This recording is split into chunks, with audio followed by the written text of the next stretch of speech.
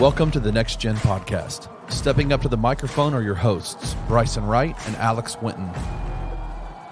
They got next, so let's get to the show.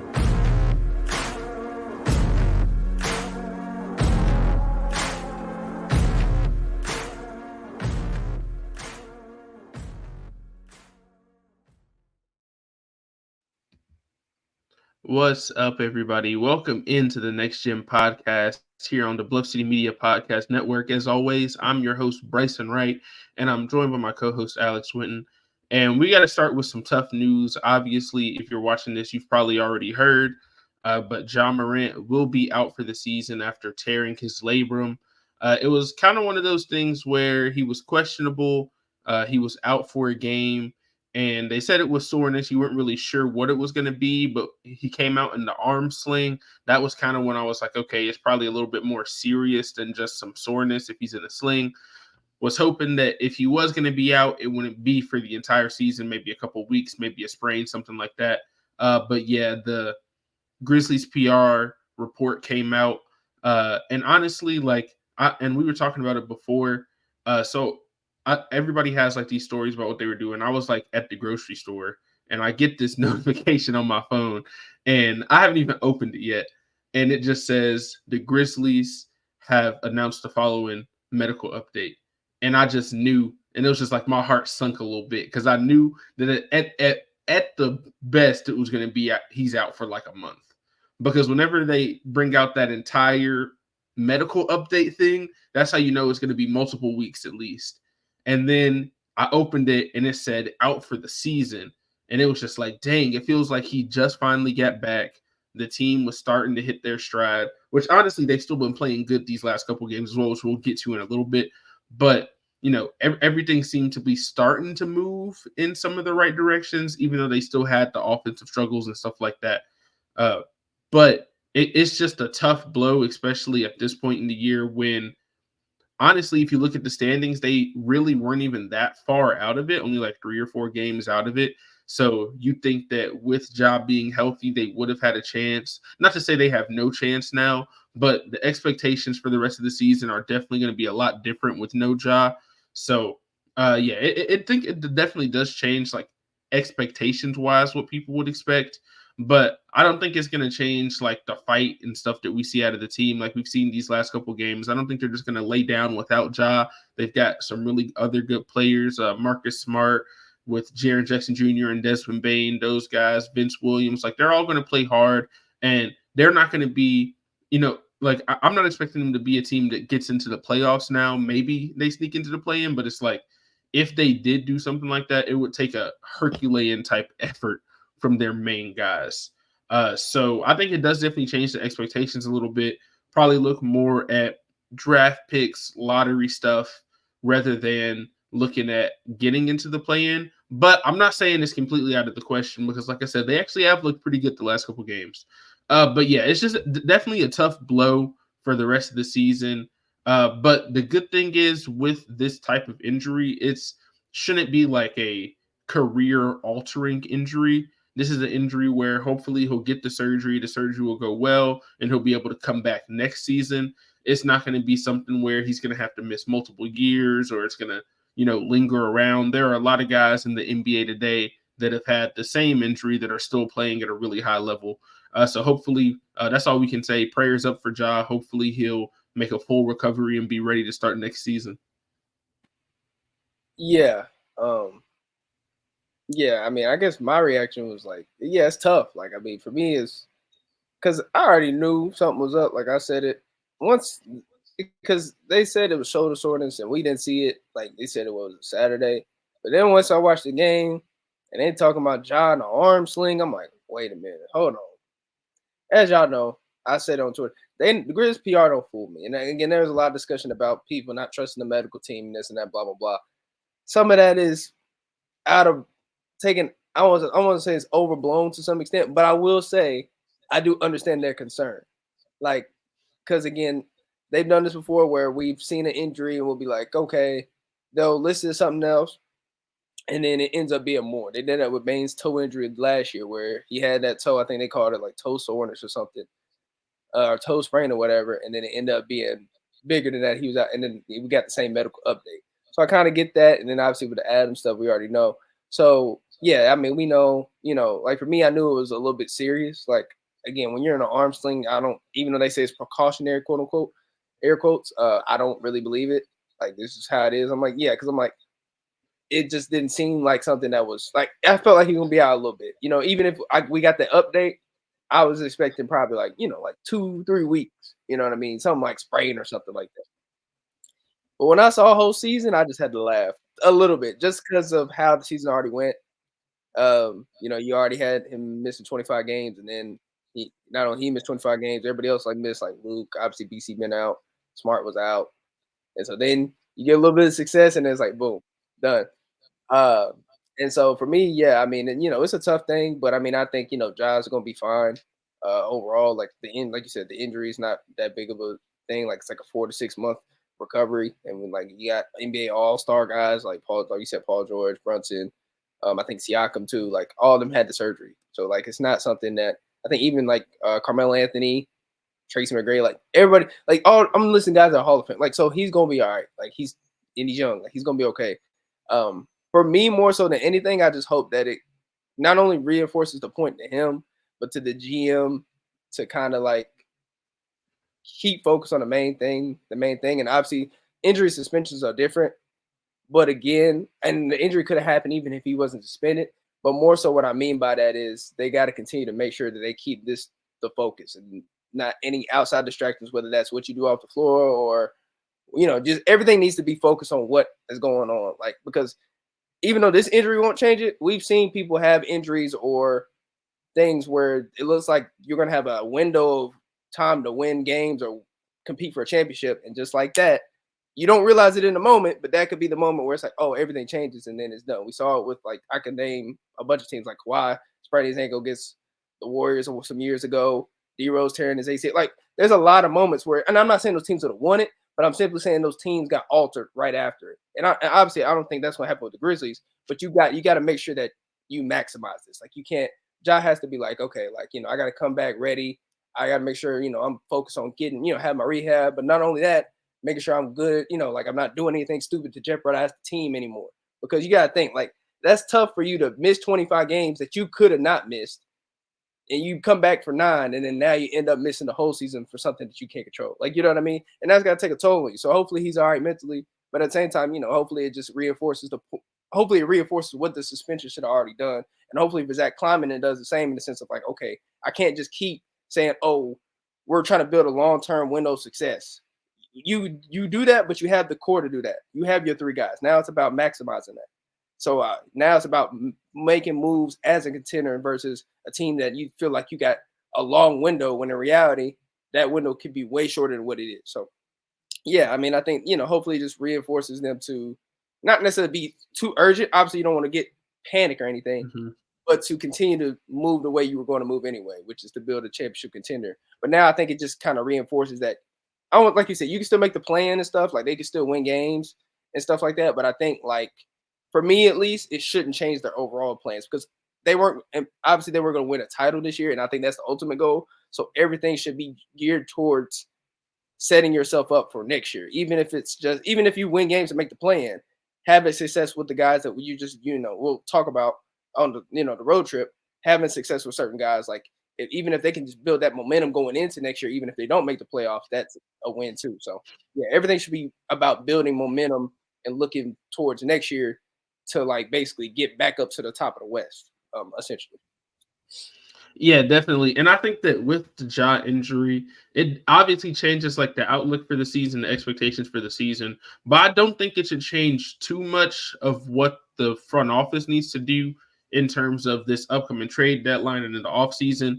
Because my thing has always been, like we've been talking about, any trades you make now, obviously you want to have a trade that makes the team better this season, but you don't want to trade for a guy that's expiring and this is going to be like, oh, we're going to just run it for this year and then he's going to be a free agent. Like, you don't need somebody like that. You need to try, if you're going to trade for somebody, it needs to be somebody that's at least under contract this season and next season, right? Somebody that will help the team starting next year so that when Ja comes back and he's healthy, and hopefully you get your other guys back. Everything can kind of gel together at the beginning of next year.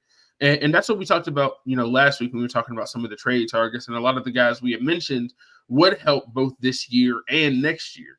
So I think that is going to be something that's going to be interesting to watch. But I think based on the way the rest of the season goes, it could go one of two ways. Obviously, like we said, we're going to get into the road trip and everything where they've actually been winning some games. If they win some games and keep it close and have a chance at the play-in at the end of the season, that's one thing. I feel like that's one track for the season to go. The other way would for them to lose a bunch of games and get like a lottery pick. And I kind of want to start there because a lot of people have been like having this conversation about like what should the Grizzlies do if they get a lottery pick. Like, let's say they get a top 5 pick after this, right? Should they trade it or should they, take somebody there?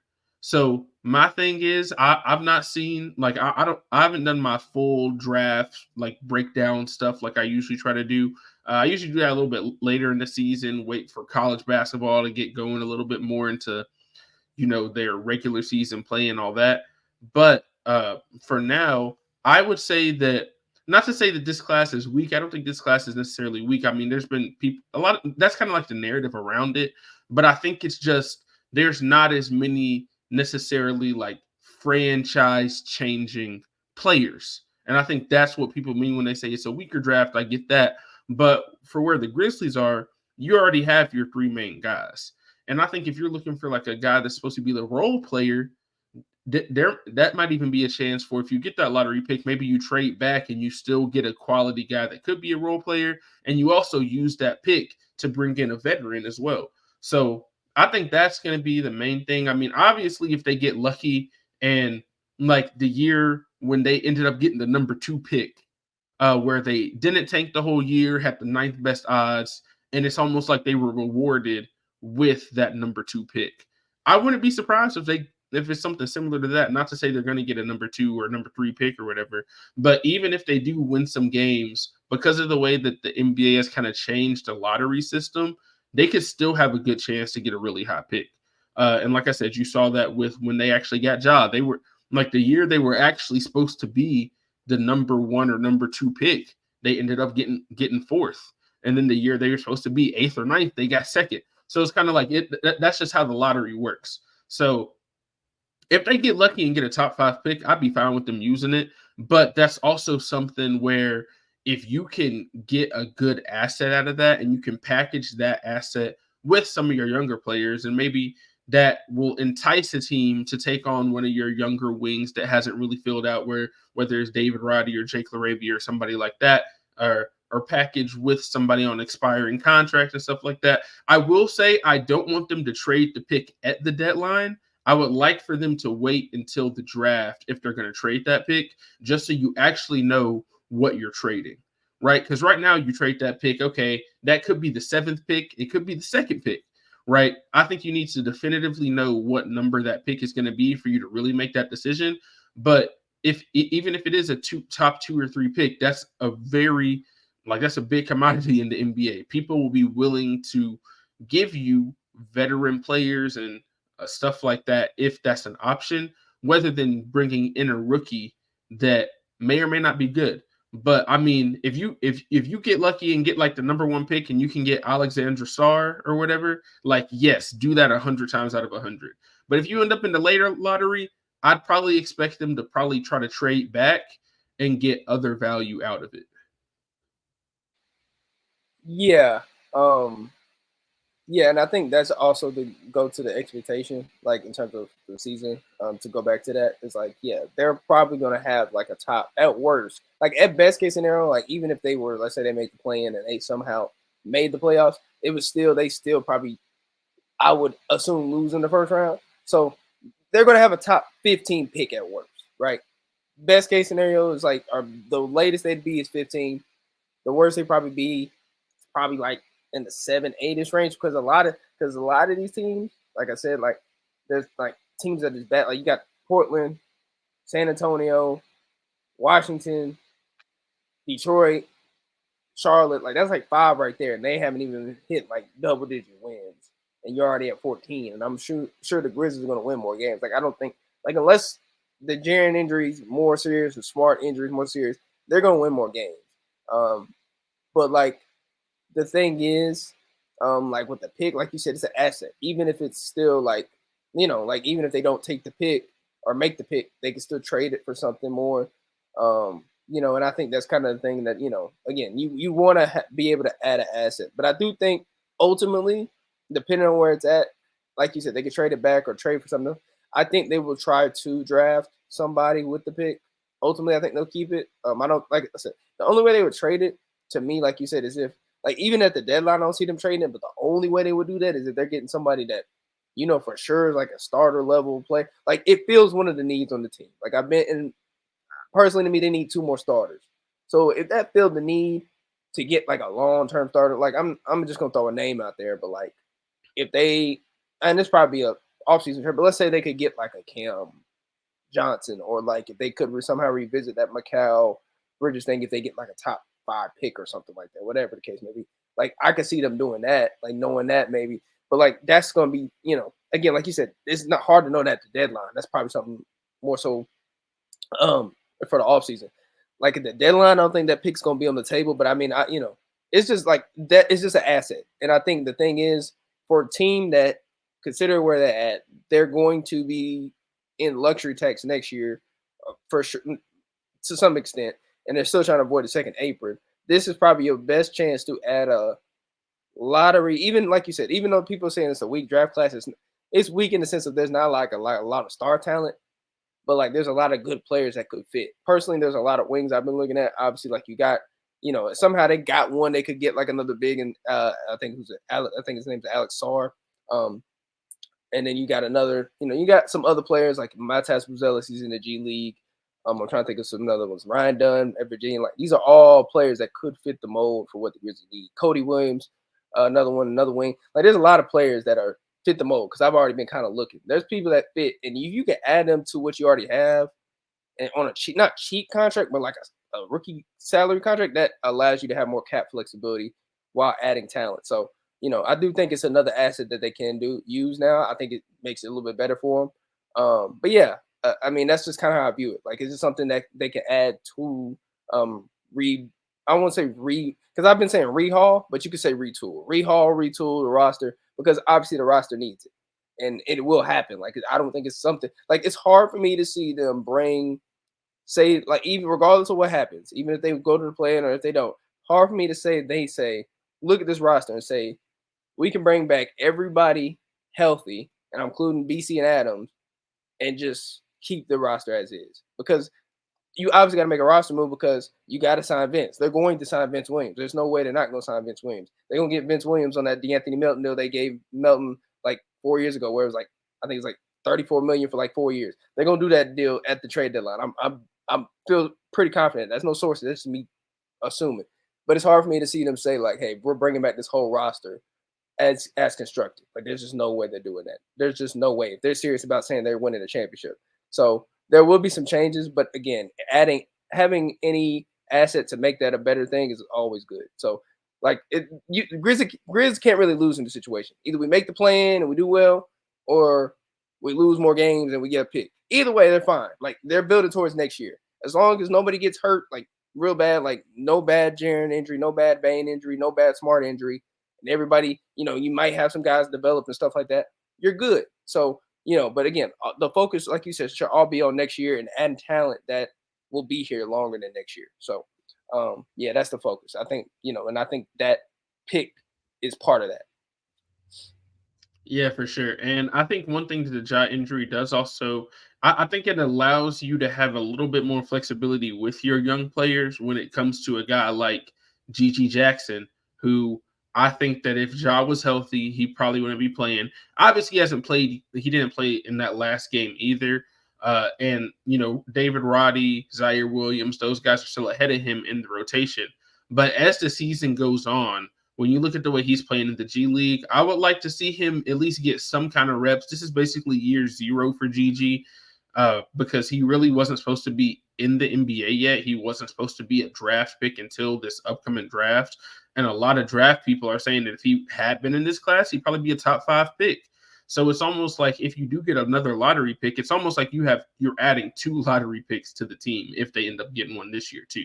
So that's another way you could look at it. But I think that he should definitely get some playing time, get some reps, and at least see what he can do on an NBA floor. But kind of moving on from some of the big picture stuff to what's going on right now, because we got to talk about the Grizzlies going 3-0 on this last road trip, where the last game that Ja played, which it's obviously you hope that Ja would have got to keep playing, but the fact that his last game was them going to LA and finally, kind of getting over that hump a little bit. Obviously, it's not the same as beating them in the postseason, but they hadn't beat them yet this year ever since they lost in the postseason. And it kind of felt like in the last game, they got bullied a little bit. You know what I mean? So to see them come out and win that game, make 23 threes on the road, which I don't know what we got to do. I don't know if we got to call Genie Bus, but we need the Crypto.com Arena Rims to be in Memphis because apparently, like I think 2 of the times where the Grizzlies have made 23s in a game, it's been in LA. So, and I'm sure based on how the Lakers are doing, I'm sure they'd be fine with giving those away as well. I'm sure they don't really want them that badly because it's not like they've been playing great either. So, hey, might as well send them our way. But so shout outs to them for that win. Shout out to Jaren in that game too, because I really felt like it was like Jaren getting over the AD hurdle, because that's really been one of the few players that's really had his number, because there's not many guys in the NBA that are as athletic and as big as Anthony Davis is. And Jaren is not used to playing against guys like that. So Jaren is a guy who in a lot of matchups, he's either bigger than guys or he's faster than guys. So with AD, he has to be a little bit more creative. He has to be more physical than he usually is. And I think that was him kind of adapting to that. And then also when you're playing a guy like AD, if you have anybody that's not Anthony Davis guarding you, attack every time, because that is a mismatch, especially when you look at some of the other guys that are on that Lakers roster. So I think that's what you saw from Jaren, and he had one of his best games of the season. And then he was knocking down the 3 ball. Marcus Smart was knocking down threes like crazy. Bane made 3. Like it felt like everybody was just making everything in that game. And that run they closed on in the fourth quarter was awesome to see. So I've liked the way that they've closed both the first half and the second halves on this little streak, because the second quarter has been a big issue for them. Not for really like the last week or so though. Like they've had some good second quarters here coming up lately. They won all the last 3 second quarters against the Lakers, Suns, and Mavericks, where that's been a big issue for them. So I think they've definitely had some positives that you could take away, even though there is still a lot to fix going forward. But I think that they're still continuing that momentum that they had from Ja coming back. And I think still having Ja on the bench, even though he's not playing, and his energy being there is definitely going to be a big part of it too. Yeah, I agree. I said on Twitter, that's the funniest road trip I've ever seen. Probably ever, at least from a Grizzly standpoint. Like, that's the funniest road trip. And I say that to say it's funny because we was talking about these on this podcast we talked about last week, but I've been talking about it all year. I said it. Outside of Ja, or well, not Ja, well, even when Ja came back, but mainly outside of Jaren and Bane and maybe now Smart, who else is scoring the ball? Because again, our problem has not been the defense. They are 9th in defense right now. Just FYI for everybody, they're 9th in defense. They were basically outside of maybe the first week or first month or 2, month and a half, they've been like a top half defense, like top 15 defense for the most part, and they continue to get better so far. But again, I keep saying this offense is bad. Modern offense, they're not consistent. Talent-wise, it's low. They're not 30th in offense rating anymore. They're 29th, so they're making a little bit of improvement. But the point is, that's really, obviously that's not the only thing that's happened. There's more as to why they've won these games. I think, if I'm not mistaken, for the most part, in most of these games, they've at least either won the rebounding battle or have been basically the differential hasn't been that big, and so that's a big thing too. I think when they win the rebounding battle, I think they're undefeated or close to undefeated. And I think we talked about it last week with the 3-point shooting. I think who is it? Steven Adams stats posted about it. Basically, like when they take less than like 35 threes, some basically where they take certain amount of less threes, they win more games. And that's not to say they don't need to take any more threes, but again, like we said last week, they couldn't make threes and they can't make layups. Well, now they're starting to make layups. They're starting to get more in the paint, starting to attack more guys, starting to make more layups. Like literally last night, or at least in the Mavs, who we play? Yeah, Mavs. Xavier Tillman, I had 14 points. Like Xavier Tillman's been shooting 38% all year. Like, and that's not on just, and I'm talking about like overall field goal percentage. Now he's starting to make shots. Zaire made a couple big shots. Like, and Roddy had a decent game. Like your bench gave you double-digit points, like individually. Like you had 14 from Zaire, 14 from Tillman, and 11 from Roddy. Like that's what I've been asking for this whole year. It's really that simple. If you can get production out of everybody besides Jaren and Bane and now Smart, if Smart's gonna keep this up, you have a chance to be decent. I'm not saying you're gonna win every game, but you'll at least be an average offense to some extent. Even though your margin is still slim, that's what I've been saying, because you can't be an offense that's only has like a guy that can only get, you got two guys that can get you 20, and then another guy maybe get you 15, 20, and then everybody else can't give you at least 10 points. You know what I mean? Like that's a very hard margin to play. And so I think that's really been the biggest difference, because like in that Lakers game, they hit 23 threes. Now, I'm just gonna say that now. I don't expect that again at all. 23 threes, that's crazy. I don't see that happening at all. If they do it again, yeah, no, that was like a record. Yeah, that's record-setting stuff. I don't like. But for them to do it in LA, I think that was huge, though, for like in terms of confidence, because I always think like, obviously in the win and loss column, all wins are equal. But when it comes to the way it feels and like momentum building, not all wins are equal. So going into LA against a team that beat you in the playoffs and beat you by 20 the last time you went there. So I think that was a big win in terms of gaining confidence, especially for a guy like Zaire, who honestly is probably having his best stretch of basketball since his rookie season, over the last few games. Because, I mean, multiple games in double digits, making clutch corner threes. He locked up LeBron one-on-one in the clutch and made him shoot it off the side of the backboard. Like, what? Like, this is like Zaire's having this has been one of the best stretches I've seen from him. We're gonna talk about LeBron getting locked up by Bronny's teammate. We're gonna talk about that a little bit. I'm sorry, but not too much. I thought that was pretty funny. But yeah, man, I think that was just awesome to see him kind of blossom over these last couple games.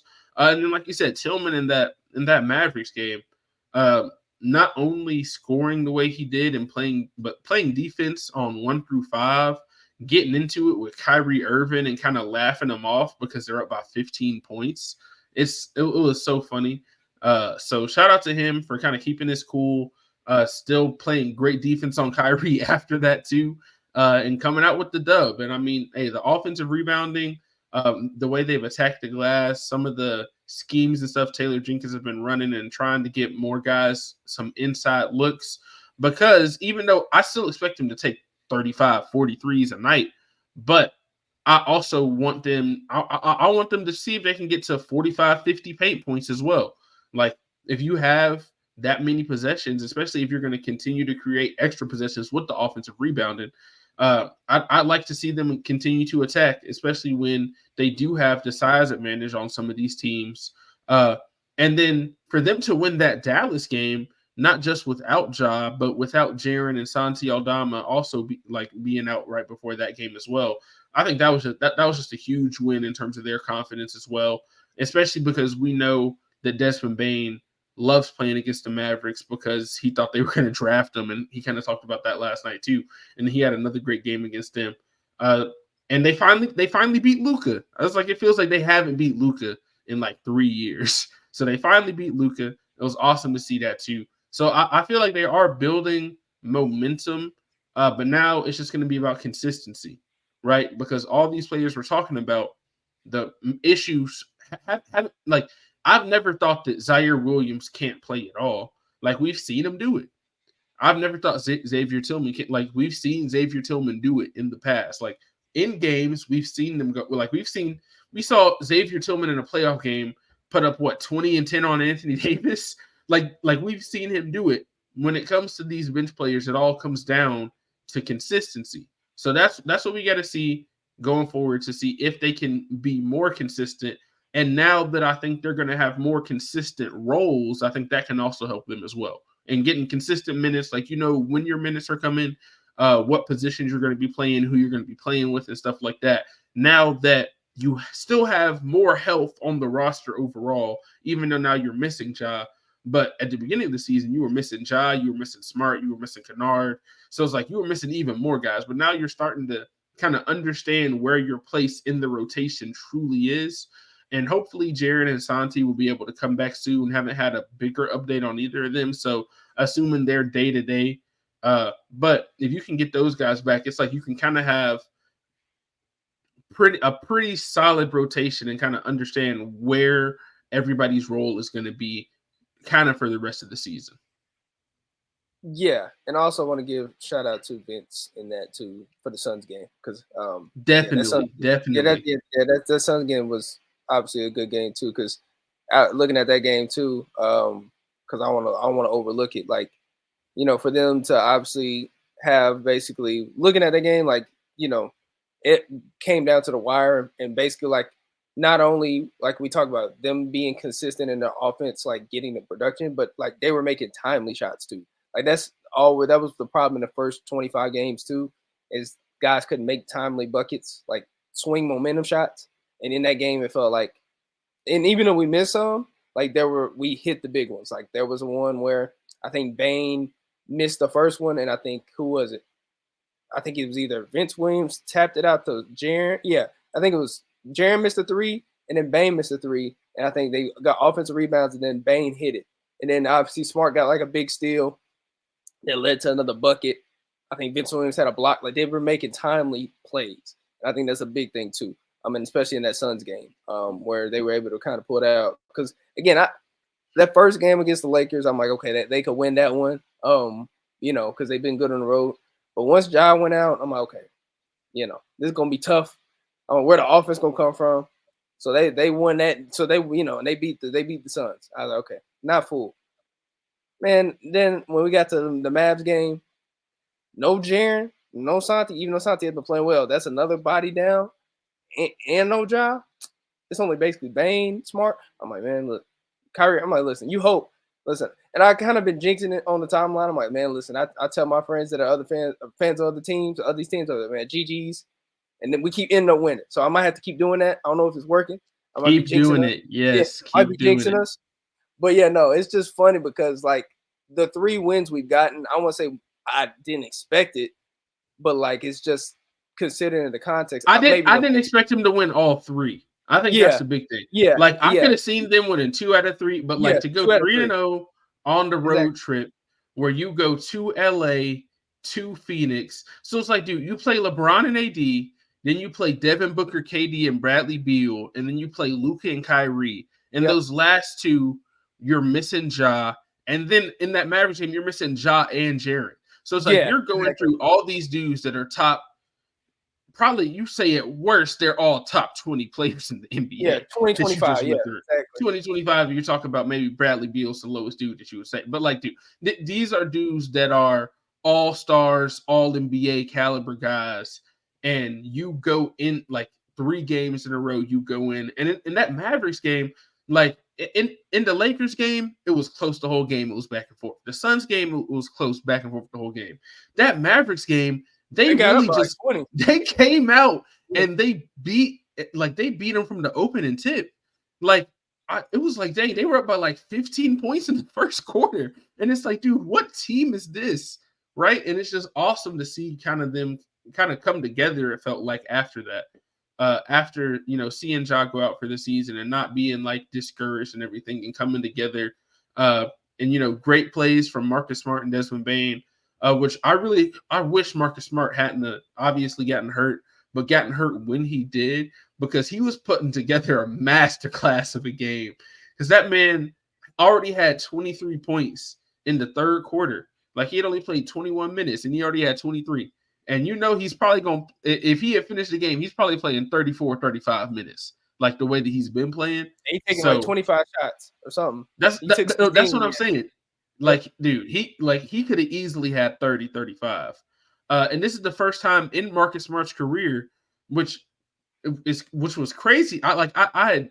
This was one of those stats that surprised me, that Marcus Smart had never had 20 plus in 3 straight games in the NBA. So shout out to him for that. Offense seems like it's starting to come around. I know he's had some injuries, both lower body injuries and to his hand and everything like that. Hopefully the dislocated finger will be all right and he'll be able to come back. It did look like it was on his shooting hand, so that might be more of an issue. But we've seen NBA players play through that, take them together like the late, great Kobe Bryant and go out there and see what you can do. But, yeah, I think that all of that, I just think seeing Marcus Smart play well in this system alongside Bane and Jaren is going to be a really big development kind of for the rest of this season. So if anything, I'd like to see the three of them get more chemistry together, even if it doesn't result in them making the play-in or doing all that. I think that just having those three guys healthy and playing together will be better going into next year. And that's, assuming all three of those guys, I'd expect all three of those guys to be on the team next year. Obviously, with Bane and Jaren too, definitely going to be there. But with Smart, I know some people have had him in trade talks. I don't expect that. I'd expect him to be on the team next year. I think with having those three guys playing together and getting more chemistry, I think that's going to help. And then I still feel like when they do get Job back at the beginning of next year, I think that'll be, I think it could all, they will all be better playing with each other. Right. So I'm excited. I'm still excited for the rest of the season.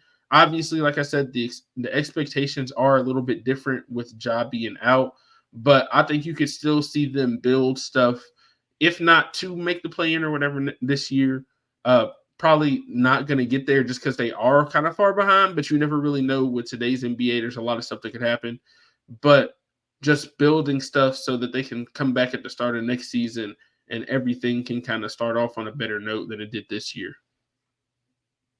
Yeah. Because that's really the thing, basically building for next season. Because again, like the one I've said on the pod, one of the bigger things, just to note, like one of the biggest things I said is I like to see the trio play together, Ja, Jaren, and Bane. And now that won't happen. And I think I saw a stat, I think it was a day or two ago. Basically, I think by the end of this year, Bane will have like 400 games as a Grizzly. And basically, in those 400 games, Ja, Jaren, and Bane have only played like 100 because, Jaren, I think, was hurt the first year. One of them's been hurt. Yeah, one of them has been hurt every year. Yeah, every year. So it's kind of like that was I would say, the biggest bummer to me in terms of the thing. But like you said, I think Smart, because like obviously, Ja, Jaren, Bane are the like untouchable guys, and everybody else could be got. But I don't think when I say retool and rehaul the roster, I'm not saying they're going to trade everybody, but I'm simply saying a lot of guys will be gone. But I do think, like you said, I don't think Smart's going to be gone. Like they gave up 2 firsts for him, so they're going to obviously want him there, even if it's in a Andre Iguodala / role next year. He's going to be on the roster. Like it's not like he's going to be off the roster. I just don't see it. There's no way, especially like there's no way. Like the way, like it's hard for me to see it unless they have some type of crazy deal on the table. And then I think another guy, Vince Williams, even though he's not like a core piece, they're obviously going to sign him to it. Like it's just hard for me to see them not sign him to the deal. Like he's a mainstay in the rotation. Like he's starting, he's playing 29 minutes. Like they're going to make a deal, even if it's just to trade John Conchar for like a second. Like they're gonna do something, you know what I mean? So, yeah, I think that'll happen. So I really think seeing those 4 guys, those are really like the 4 guys I guess I'd say I'm most confident in being here next year. So I would like to see how those 4 guys play, because that's where I feel decent about them being here next year. So like, obviously I want them to get as many reps as possible, as much chemistry as possible. I'm not saying they're gonna start next year, but I'm simply saying, just getting chemistry together. Because again, this is a new group basically. Keep building towards it. Because I think Smart even said it. They understood that. I think he said in an article with Drew Hill, like they understood that the year wasn't going as expected because due to injuries and other circumstances, suspensions and stuff. But like he said, I think he even said it, like it's all about building towards, next year and stuff like that. Like you should still build for stuff next year, even if the year hasn't gone the way you thought it was going to go. And so I think that mindset is going to be echoed towards everybody, even though then, I'm not saying that, they don't believe in themselves. Like they might feel like they can still make the play. They should feel like they should still make the plan because everybody's doubting them and stuff like that. But they understand like, hey, like we're, they understand where they're at. They're not clueless in this, but so they're just going to continue to take it day by day, game by game, and just continue to play. And I think that's what you should do. Like everybody's talking about tanking. And, no, they're not going to tank. Like they're obviously not going to lose games. Like it's hard. I'm not saying they're not going to go undefeated, but I'm saying they're not going to try to actively lose games. Like they're going to try to win games. Let these guys play the season out, and it's going to work itself out how it's supposed to. And then you'll be able to make your move. Like, then you'll understand where you're at, like in terms of making moves at the deadline, depending on what your record is, or at the end of the season and all that. Like let them play basketball. Like there still can be fun in the season. These last 3 games, even though I called them fake, have been particularly fun because again, they're starting to look like a decent team, and actually playing modern offensive basketball. That's really my biggest problem. Like they just been looking like a 90s team. That's really it. Now they're starting to look like a modern 2024 NBA team. So if they're gonna keep doing that, and you got your stars playing well, there's still stuff to be decent about this season, even if Ja's not playing. So yeah, fans, I understand Ja's out, and I know it stinks. I know, everybody's sick about it. I understand. Everybody was initially sick about it. It's okay. I understand, but trust me, this is just like this is all part of the process. I know it seems like we're exclusive to this, but there's a lot of teams that have gone through their best player missing the whole season. Kawhi missed the whole season with the Clippers like 2 years ago, and now they're like top of the West, and they really have a chance of winning this year. Nuggets, before they won the championship last year, missed Jamal Murray for like a whole season. Even though he won their best player, he was their second best player, and they were not the same team. We've seen teams miss their best player for a whole season. Like it happens. We're not exclusive to that. It's all part of the process and the journey. And our process has happened earlier than them guys. Like Kawhi missed his whole season in his prime. Jamal Murray, it wasn't his prime, but he missed the whole season, and he's a little bit older. Josh 24, Bane's 25, Jaren's 25. Like they're doing this. All this is happening before they're really supposed to actually win. So if they can get this all out the way, hopefully, basketball guys don't mess with this when they're like 25, 26. You know what I mean? Like hopefully you can have health then when you're really supposed to win and have a really good roster by then. And so, all this will be a blimping on the radar basically. Like this we'll remember it, but we'll look back at it and be like, okay, like this wasn't the end of the world. Because it really is. Like it's just all part of the process. Like even I know, listen, I got beef with Zach Kleiman. Listen, I want him to do his job, but he was not wrong when he said progress is not linear, because it really ain't. It really hasn't been. And it never will be. Even though it seemed like it was for us, it never will be. So just have to continue to trust the process. I think I said it a couple months ago or a while ago. I said trust the process. I'm saying it now. Just trust the process. It's gonna be okay. You just gotta have hope and be positive. Even though I seem like I'd be negative at times, just gotta be positive. Just gotta be optimistic. So yeah, they'll be fine. Yeah, I mean, I think they'll be fine in the long run as well, obviously. But yeah, might be some tough times for the rest of this season, and obviously no Ja is going to make it harder. But I just say, try to enjoy all the games you can, win or lose. There's going to be a lot of highs and lows for the rest of the year. Maybe they can make something out of this year, but if not, there's still a lot of ways that they can kind of rebuild for the next season and stuff like that. But like I always say, I appreciate everybody who listened to this week's episode of the Next Gen Podcast here on the Bluff City Media Podcast Network. As always, I'm your host, Bryson Wright, and I was joined by my co-host, Alex Winton. We will see y'all on the next episode next week.